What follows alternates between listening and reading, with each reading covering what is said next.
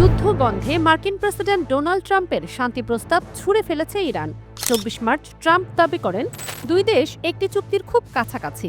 সেই দাবি ঘিরে মার্কিন প্রেসিডেন্টকে ব্যাপক উপহাস করেছে ইরান। ২৫ মার্চ ইরানের যুদ্ধ বিষয়ক উইং খাতামুল আম্বিয়ার মুখপাত্র ট্রাম্পকে কটাক্ষ করে বলেন, ইরান নয়, আপনি আসলে নিজেই নিজের সঙ্গে আলোচনা করছেন। একই দিন ইরানের বিপ্লবী গার্ড বাহিনী আইআরজিসি মধ্যপ্রাচ্যে মার্কিন ঘাঁটির দিকে ছোড়া একটি ক্ষেপণাস্ত্রে বিশেষ বার্তা লিখেও ট্রাম্পকে উপহাস করেন।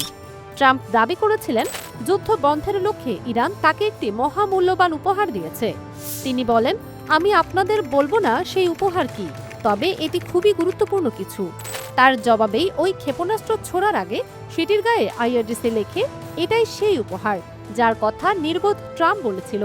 ট্রাম্পকে উদ্দেশ্যে আরও লেখা হয়, আমাদের এই উপহার হাত বাড়িয়ে গ্রহণ করো।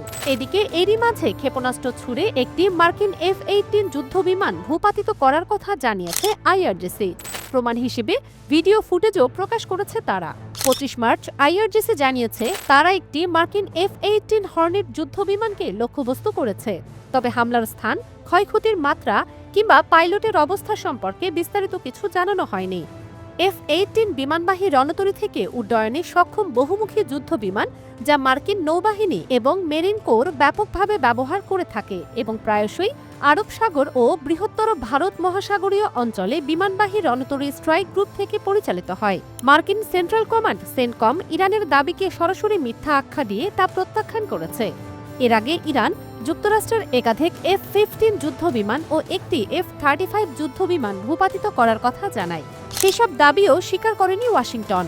এদিকে এসব নাটকীয়তার মাঝে নতুন করে আরও এক নাটকীয়তার জন্ম দিয়েছে মার্কিন প্রেসিডেন্ট ট্রাম্প।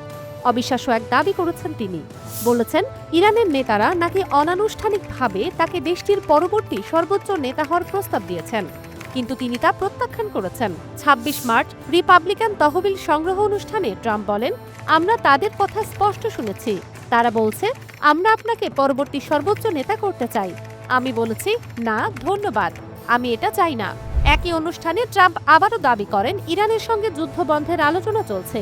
তিনি বলেছেন, আমরা মধ্যপ্রাচ্যে ইরানের বিরুদ্ধে এতটা জিতেছি যা আগে কেউ দেখেনি। তারা আলোচনা করছে এবং চুক্তি করতে মরিয়া, কিন্তু তারা বলতে ভয় পাচ্ছে, কারণ তাদের ধারণা নিজের দেশের মানুষ তাদের মেরে ফেলবে।